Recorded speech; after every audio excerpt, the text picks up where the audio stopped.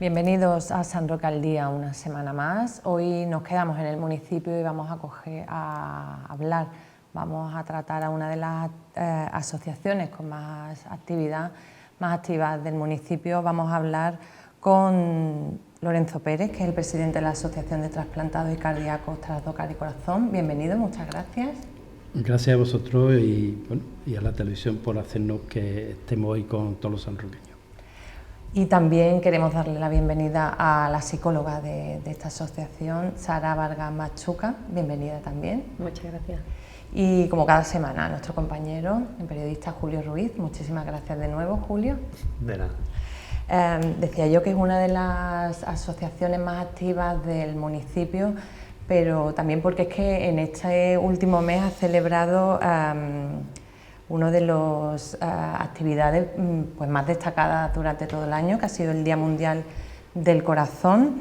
A mí me gustaría empezar pues hablando con eso, de lo más reciente, de esas actividades del Día Mundial del Corazón, en qué consistieron y bueno, que básicamente son preventivas, ¿no, Lorenzo?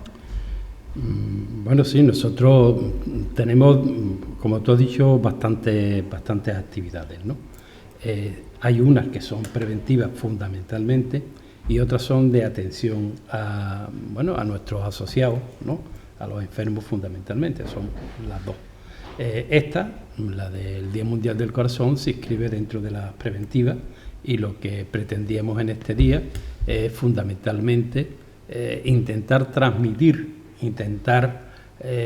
hacer que la ciudadanía se dé cuenta de que las enfermedades del corazón, en su mayoría, excepto las congénitas, son unas enfermedades evitables porque en la mayoría de los casos se contraen como consecuencia de nuestro mal estilo de vida. Es decir, las personas que tenemos el colesterol alto, muchas veces porque comemos más grasa de la que debemos.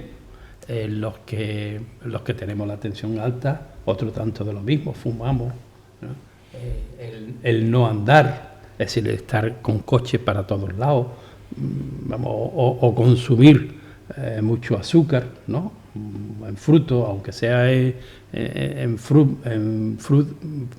zumos y refrescos, ¿no? Entonces es nuestro estilo de vida el que hace que tengamos la mayoría de estas enfermedades, de las enfermedades relacionadas con el corazón y evidentemente estas enfermedades, las del corazón, son las que más muertes causan en nuestro país y en todo el mundo occidental. Por lo tanto, lo que pretendemos es concienciar. Y alertar, ¿no? También. Sí, claro, alertar, concienciar en definitiva de que hay que cambiar nuestro estilo de vida hacia un estilo saludable donde el andar, el comer sano esté a la orden del día. Sin embargo, estos hábitos saludables parece que se van, sobre todo en la población infantil y juvenil, me parece que no lo voy a generalizar, pero que en muchos casos como que por culpa, me imagino que de los mismos padres y también de un poco de lo que ven en los medios de comunicación, los chavales están, salvo en el deporte, que parece que están más fomentados, pero bueno, también estarse todo el día con la maquinita.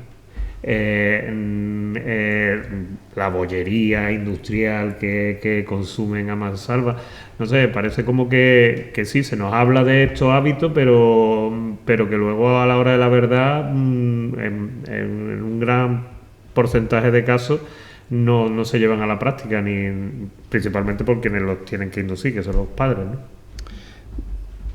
Sí, eso nada más que te puedo decir que sí, Julio. Yo recuerdo en mi época de profesor, ¿no? Que nosotros llegamos en mi colegio, yo trabajaba en la línea, ¿no?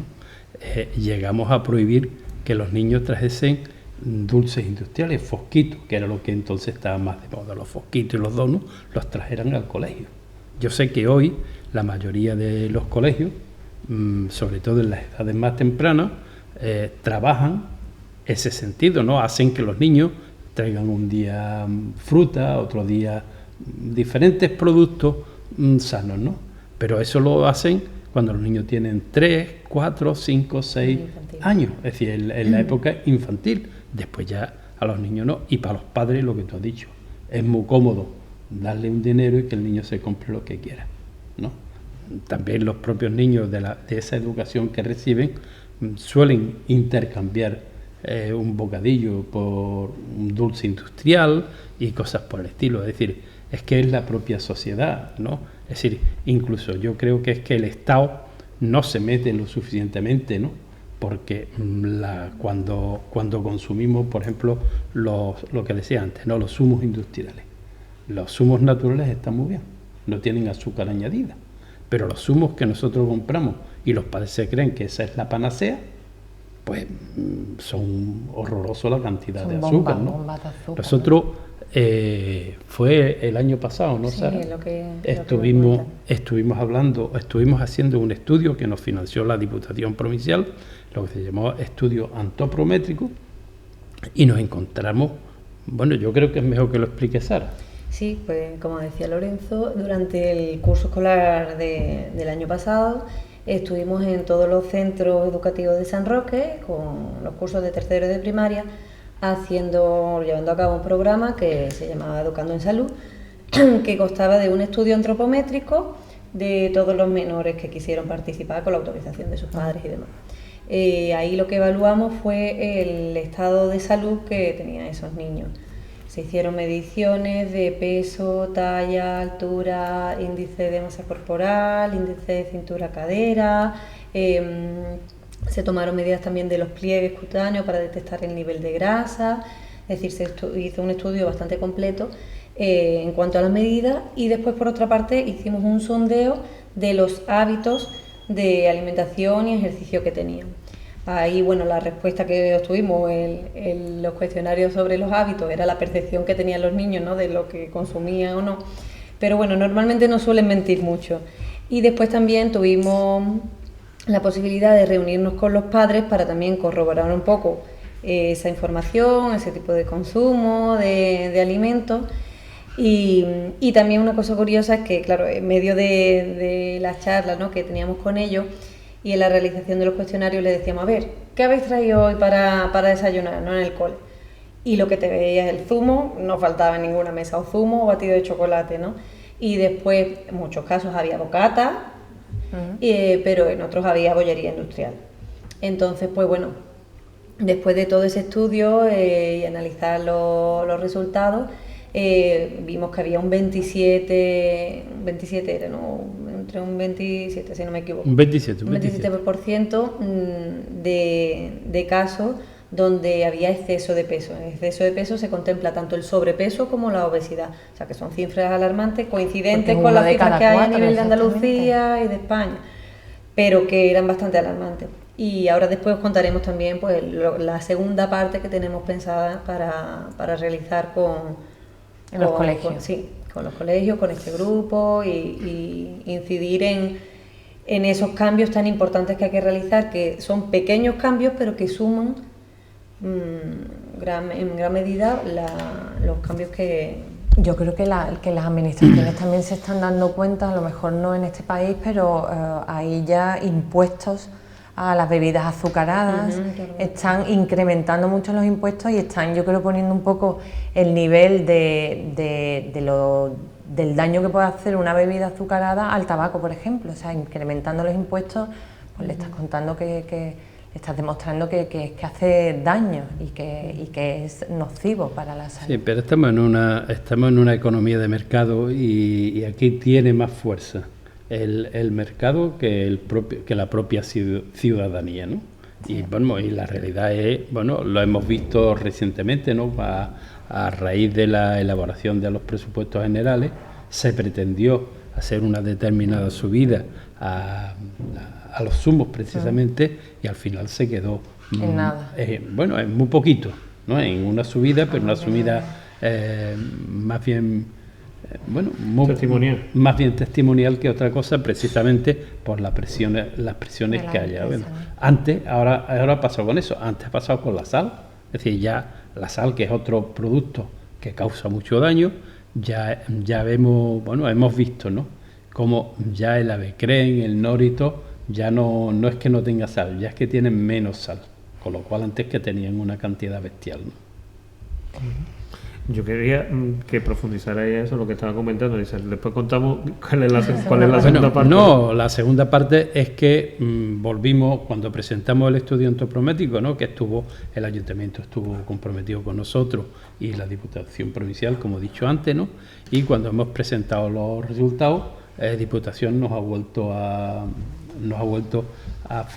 conveniar con la asociación. Bueno, hemos vuelto a conveniar, que todavía no hemos conveniado, que está de palabra, ¿no? No, pero está reconocido en los presupuestos, ¿no? Y entonces consiste precisamente en trabajar con con aquel grupo de alumnos ya específicos que que dio problemas, ¿no? Que es decir, que ese 27% del ese 27%, algunos de los cuales ya derivamos, hablamos con su familia, porque Sara ha hablado lo que hablamos lo que trabajamos con los niños, también trabajamos con los padres, ¿no? Los resultados.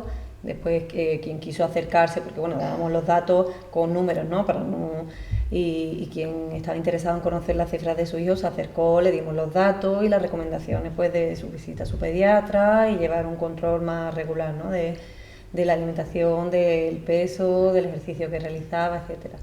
Y dimos pautas generales, ¿no? Para ir modificando algunos consumos y prácticas de ejercicio. Y ahora se va a hacer a nivel más específico, con reuniones y entrevistas personales con la familia, haciendo un estudio más exhaustivo de lo que tienen en las despensas de su casa, de lo que hacen, de cómo hacen la compra, de los productos que utilizan, de cómo distribuyen las comidas, de quién elige el menú semanal.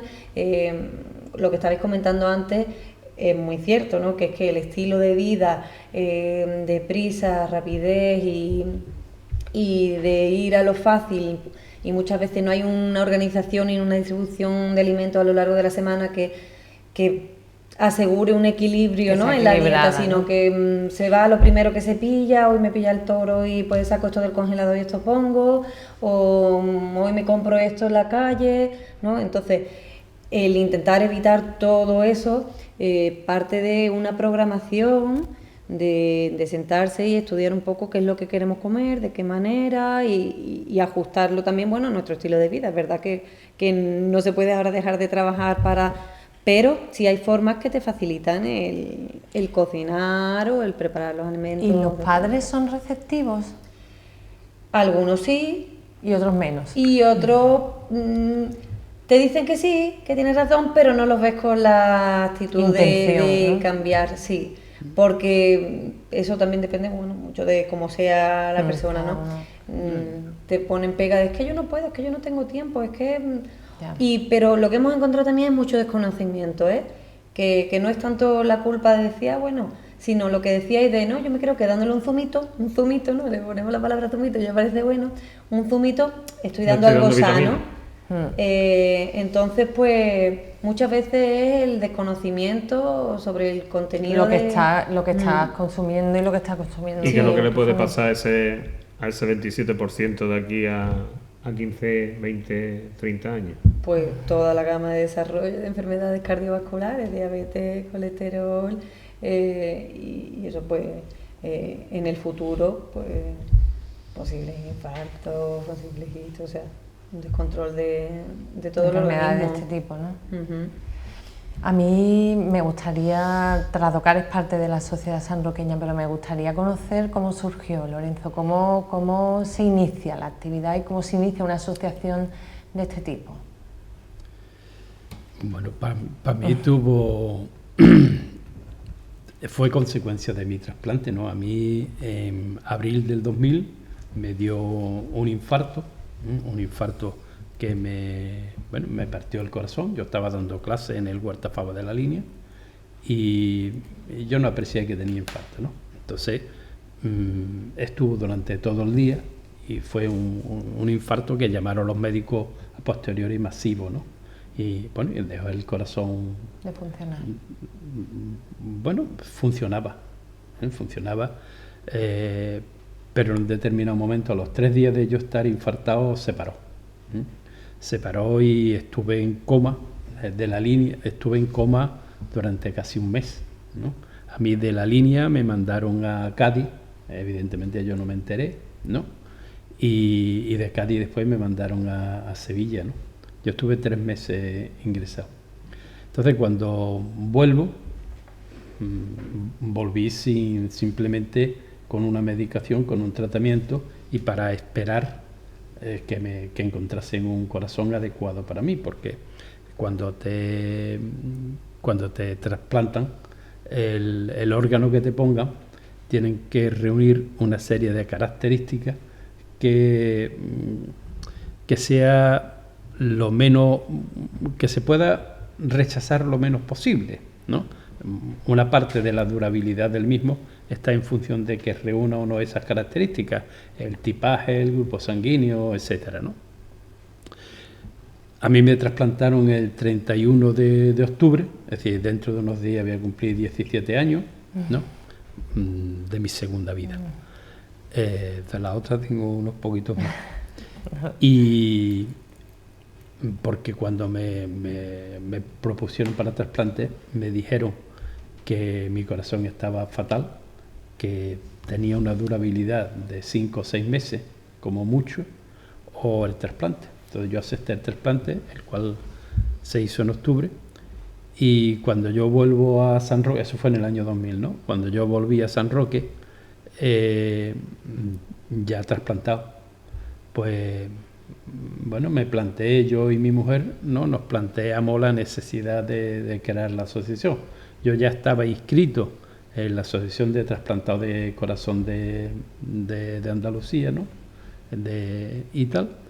Y entonces pues me planteé crear una asociación en San Roque.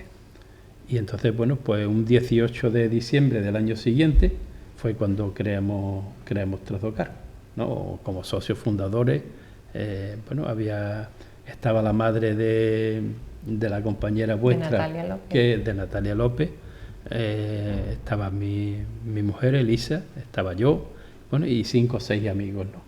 Que son los socios fundadores, ¿no? Socios fundadores. Y en mi propia casa echamos a andar. Después la comunidad mía de propietarios donde yo vivía me dieron un espacio, ¿no? Que el ayuntamiento, siendo alcalde Palma, Fernando Palma precisamente, pues nos financió parcialmente la tabiquería que había que hacer para adaptarlo, las obras. Y ahí ya después empezamos y tal, hasta que se nos quedó chico. Y ya posteriormente nos trasladamos a donde estamos ahora mismo, en la calle Nogal, ¿no? Y bueno, ya allí tenemos yo creo que tenemos una sede en condiciones, ¿no? Tenemos un pequeño gimnasio, un de cardio, ¿no? Para los asociados solamente, y después tenemos una sala común de trabajo donde hemos tenido hasta 9 trabajadores en la época, digamos, de más bonanza económica, que nos permitió tener mayores recursos de los que tenemos actualmente. Y bueno, y hacemos muchas actividades, como ya hemos dicho con anterioridad, ¿no? Antes estábamos hablando de actividades exteriores, ahora he dicho lo de interiores para los mismos socios. ¿Cuáles son las que se realizan, además de esto del gimnasio que tenéis? Bueno, pues lo vamos a complementar entre los dos. ¿Cómo se atiende a desde que se puede decir, desde que empieza a ser socio, normalmente porque ha tenido un problema de esto, hasta ya más adelante que ya se integra a lo mejor de una manera más activa en la asociación? Bueno, normalmente nosotros no solamente tienen que ser enfermos del corazón las personas que se inscriban, hay muchas personas solidarias, ¿no? Que están inscritos con nosotros, y hay otras personas que dicen, oye, ¿yo puedo ir a vuestro gimnasio? Sí, pues y son personas que... Fomentar ese hábito de vida, ¿no? Hombre, Saludable. Nuestro gimnasio es muy baratito, ¿no? Nosotros cobramos 60 euros al año, creo, ¿no? Con la cuota de socio. Es la cuota de socio más 30 euros por el gimnasio individual, ¿no? Luego es una cuota muy asequible, ¿no? ¿Qué hacemos para los socios? Bueno, pues por un lado, las actividades del gimnasio son dirigidas ahora mismo por nuestra enfermera, ¿no? Que trabaja entre voluntaria y y entre voluntaria y contratada según las disponibilidades económicas, ¿no? Es Andrea, ¿no? Y trabaja con nosotros y ella es la que dirige un poquito el gym, ¿no?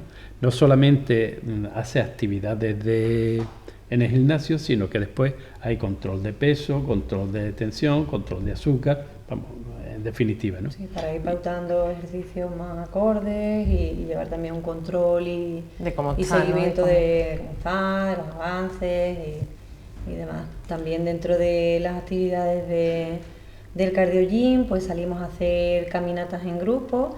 Depende también del grupo que tenemos, pues metemos más velocidad, más kilómetros, ¿no?, más distancia, o reducimos dependiendo del grupo con el que estemos trabajando. Después hacemos talleres de grupos reducidos sobre alimentación, sobre ejercicio, sobre información de los distintos tipos de enfermedades cardiovasculares.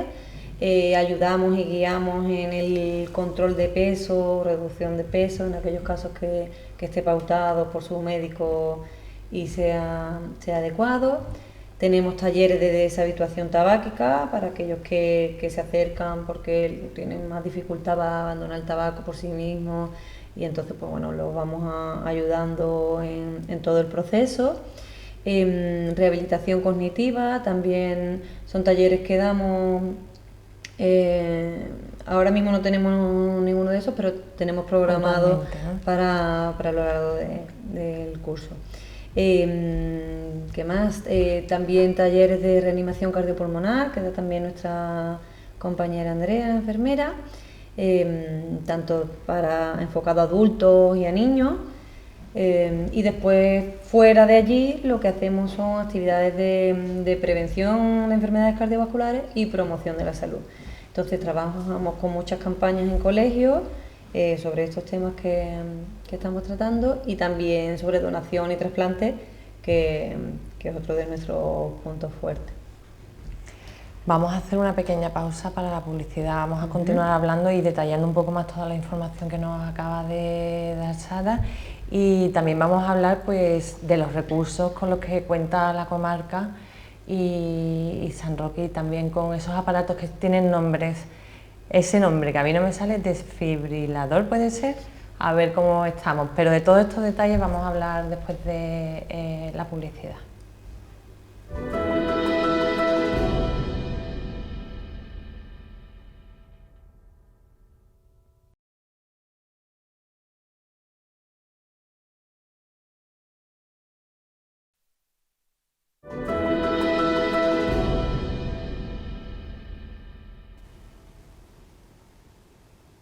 Continuamos hablando con el presidente de Trasdocar, Lorenzo Pérez, y también con su psicóloga Sara Vargas Machuca. Nos habíamos quedado hablando de pues los medios que disponemos en la comarca, ese desfibrilador que me ha dicho Lorenzo que se llama DEA, que me imagino que se necesitará en muchos más puntos, ¿no?, de toda la comarca. Cuantos más mejor. Hombre, evidentemente, hombre, es más, aún no es obligatorio, pero parece ser, o así las asociaciones, las grandes, ¿no?, se lo han transmitido a los parlamentarios no autonómicos, a los nacionales, ¿no?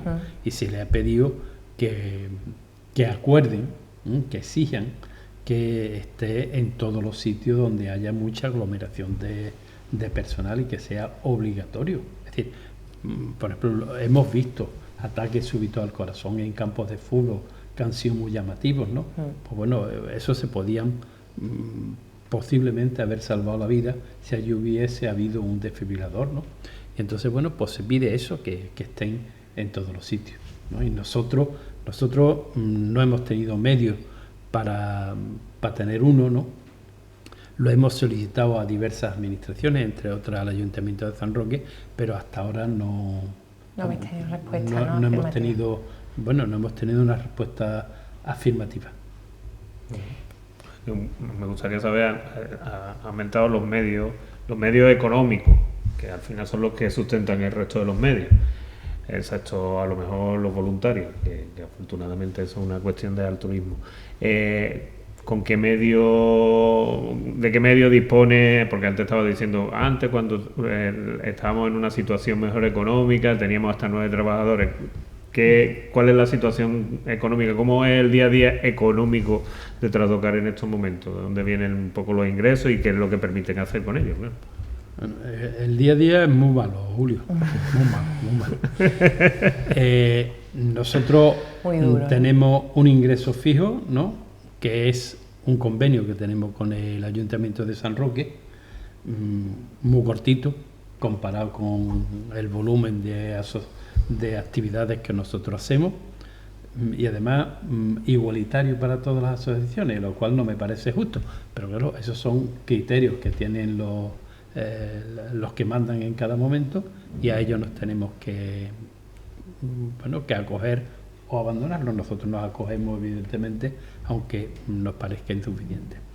Después, nosotros sí participamos con otras administraciones en los proyectos que ofertan puntualmente, ¿no?, concretamente con la Junta de Andalucía, sus diferentes consejerías, y las que más nos suelen ayudar o conseguir que nuestros proyectos que presentamos nos los financien es la Consejería de Salud por un lado y de Igualdad por otro, son las dos más. Después también la Consejería de Empleo, a veces sacan una convocatoria para financiar la contratación de trabajadores desempleados, y ahí también nos acogemos. Son las 3 fuentes fundamentales. Con la Diputación Provincial hemos tenido durante muchos años nos han financiado un programa que hacíamos, un programa provincial, que era Cuida tu corazón, que lo hacíamos por todos los pueblos menores de 20.000 habitantes de la provincia. Actualmente tenemos con ellos, el año pasado empezó, ¿no?, un convenio con el cual desarrollamos el programa que desarrollamos el año pasado, ¿no?, que fue el del estudio antropométrico, y este año vamos a tener otro por valor de 6.000 euros, ¿no?, con el cual vamos a continuar con ese programa. Después la Fundación 11 nos ha financiado un taller de rehabilitación cardíaca, ¿no?, ese que hemos estado ejecutando durante los seis primeros meses del año, y prácticamente esos son nuestros recursos. Después vendemos polvorones, ¿no?, los más baratitos que hay en San Roque y los de mayor calidad. Ahora que empezamos la campaña de Navidad. Efectivamente, por eso lo digo, ¿no? Vendemos lotería de Navidad, que además tenemos el gordo este año, no lo han asegurado. O sea, nos vamos a comer los mejores polvorones y nos va a tocar la lotería contra los dos. Y después pequeñas aportaciones de los socios, ¿no? Es decir, nosotros tenemos alrededor de 300 socios. Después nuestros actos van bastante menos, ¿no?, pero 300 socios que están respaldando, a 50 con la cuota anual, pues nos hacen tener un bolsito, una base ahí mínima para tirar, ¿no? Esos son los recursos materiales. Los recursos humanos, pues ahora mismo tenemos a 3 personas trabajando con nosotros. Una es la psicóloga que nos acompaña, Sara. Otra es Andrea, que aunque ahora mismo está de vacaciones, ¿no? Bueno, de vacaciones porque ha estado trabajando en el SAS y necesitaba un mes de relajo, de desconexión, ha llamado ella, está con nosotros. Y después tenemos a otra trasplanta de corazón, María Ángeles, que también trabaja con nosotros. ¿Qué se sabe del nuevo hospital de la Línea? ¿Qué servicio va a dar? ¿Va a aumentar el número de especialistas en temas de corazón y donaciones? ¿Conocéis algo sobre este tema? No va a aumentar. Nosotros, esa es una reivindicación que planteamos al anterior gerente, a Marto, que hemos planteado a la nueva, a la que era nueva gerente del área, y que vamos a plantear a Antonio y tal, ¿no? decir, nosotros tenemos una reivindicación y es que en el hospital de la línea San Roque y demás, aunque se llame hospital de la línea, que no entiendo por qué le han puesto hospital de la línea en vez de ponerle un nombre más integrador, porque comarcal, ¿no? Más... Sí, más comarcal o de la mitad de la comarca, por lo menos. Nuestra reivindicación es que allí haya una zona donde los cardiólogos atiendan a pacientes que ingresen. Es decir, en la línea no los atienden los cardiólogos, te atienden en consultas externas, pero cuando una persona entra infartado, va a la UCI y no lo tratan los cardiólogos, a menos que los médicos que estén en la UCI llamen al cardiólogo, oye, mira, venga a ver a este enfermo.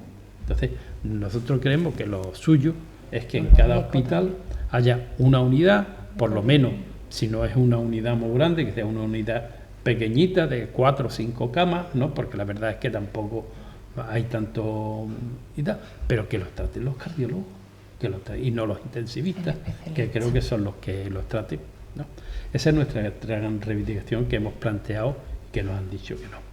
En cuanto al comienzo, bueno, yo sé, bueno, sabemos todo y lo sabemos por los medios y también por las reuniones que hemos tenido con el área, ¿no? O bueno, aunque ya haya desaparecido, nos transmitían de que es que, y eso lo conozco porque mi mujer trabajaba en el hospital, ¿no? De que el diseño que hicieron los arquitectos era defectuoso para algunos servicios, ¿no? Insuficiente, por ejemplo, como se ha visto en la cocina, ¿no? Que no estaba preparada para que allí cocinasen, sino para que trajesen y calentasen y tal, o algunos que estaban en plan, algunos servicios, ¿no? Que estaban, me refiero a laboratorio, estaban en una planta pegadito a la cocina cuando no deben estar allí, porque no es lo suyo, ¿no? Porque, por ejemplo, en un laboratorio donde se toquen productos químicos, pues... No, ponerla a la cocina con... Entonces, eso hace de que, bueno, y después las obras que no ejecutó el ayuntamiento de la línea, de la conexión de alcantarillado, las carreteras, la infraestructura, ¿no? Pues es otra cosa que lo ha retardado y bastante. Tal. La verdad es que nos lo llevan prometiendo que van a abrirlo mañana, y cuando llega mañana dicen que es pasado, y así sucesivamente, mucho tiempo. Ahora han empezado, pero yo creo que han empezado a raíz de las movilizaciones que han tenido los ciudadanos de la línea y tal, fundamentalmente, ¿no? Pero no está todavía en condiciones para que sea ocupado. De todas maneras, el traslado es muy lento, porque aparte de que cualquier traslado es lento, ¿no? Lo vemos cuando nosotros nos trasladamos de una casa a otra, ¿no? Pero hay con más, porque claro, no basta con llevarse los enfermos, se tienen que llevar las historias, los equipos, el equipamiento, y eso es algo muy lento, muy lento. Luego, yo creo que esto tardará. No va a ser mañana. Mi mujer lo que dice, que ya se jubiló, ¿no? Dice, yo por lo menos me he librado del traslado. Del traslado, ¿no? Que tiene que ser bastante duro, ¿no? ¿Y cree que las movilizaciones, además de a lo mejor acelerar un poquito la apertura del hospital, van a tener alguna otra consecuencia? Ya por lo pronto ha habido ya una reunión incluso a un nivel ya más alto entre colectivos y representantes también de los mismos sanitarios con la parte política de la consejería, ¿no? Para ver si se puede, por lo que dijeron, había algunas cosas positivas, algunas soluciones que se aportaban, aunque otras reivindicaciones, por ejemplo, el tema de tener un hospital materno-infantil, pues no se había logrado.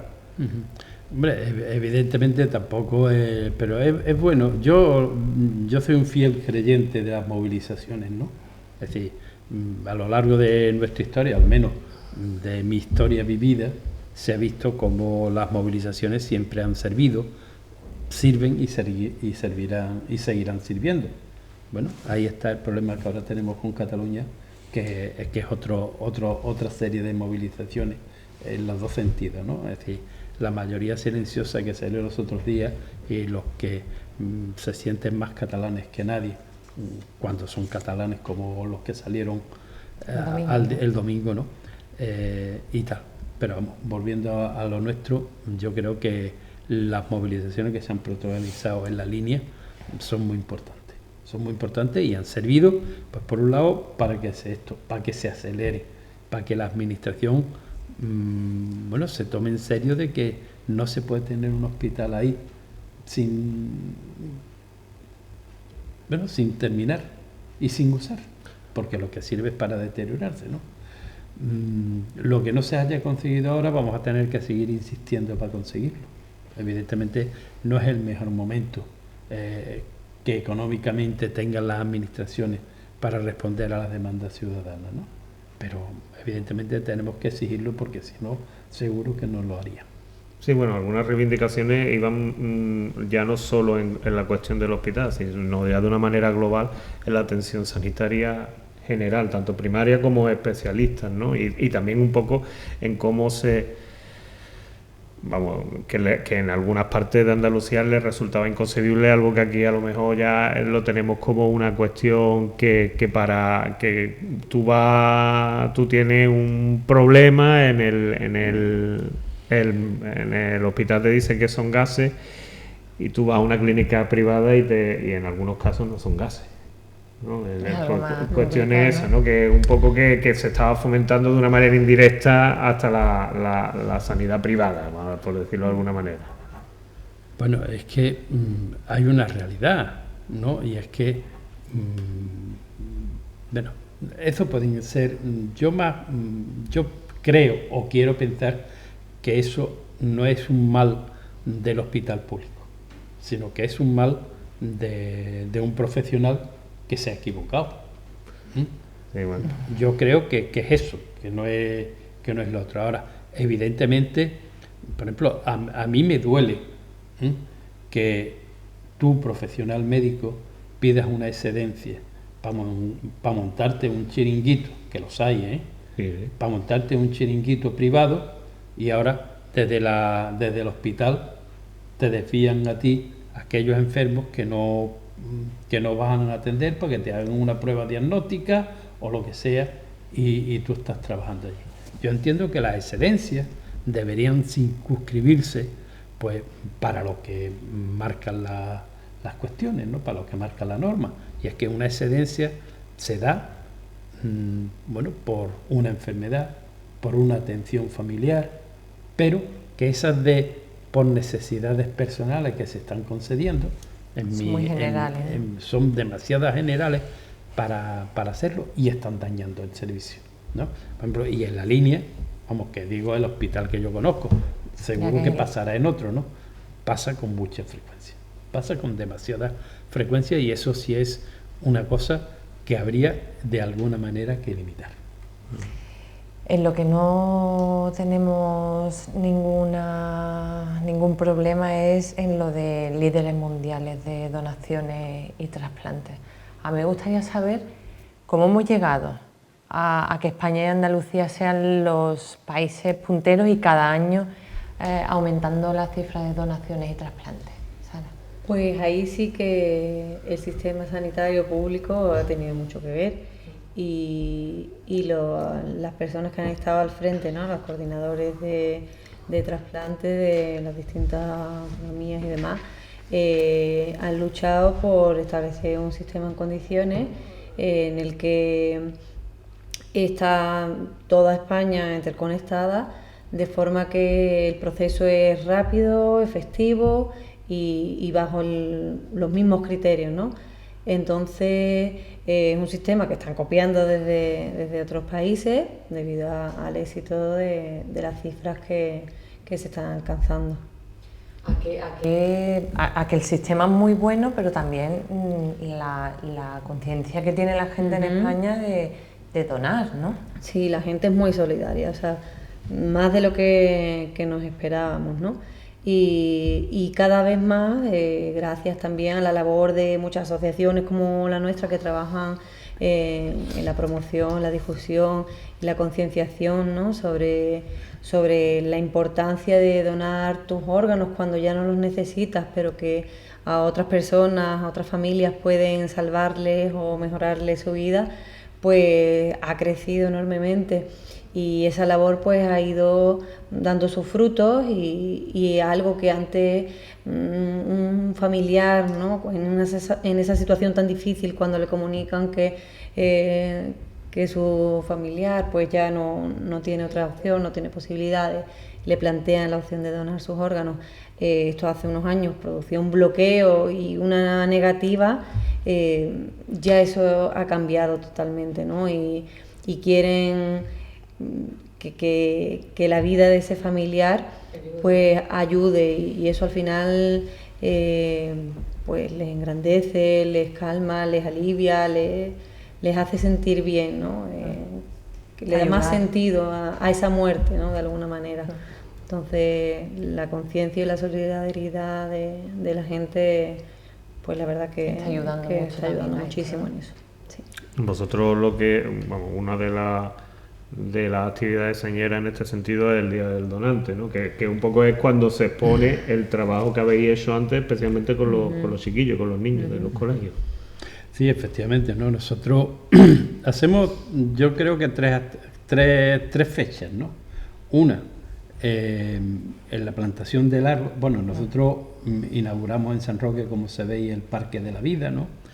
Y allí pues plantamos cada año un trasplantado o otra persona afín de la asociación hace una plantación de un árbol en honor al donante a nivel general, ¿no? Nunca olvidamos que hay varias personas de San Roque que han donado, y algunos de ellos jóvenes, ¿no?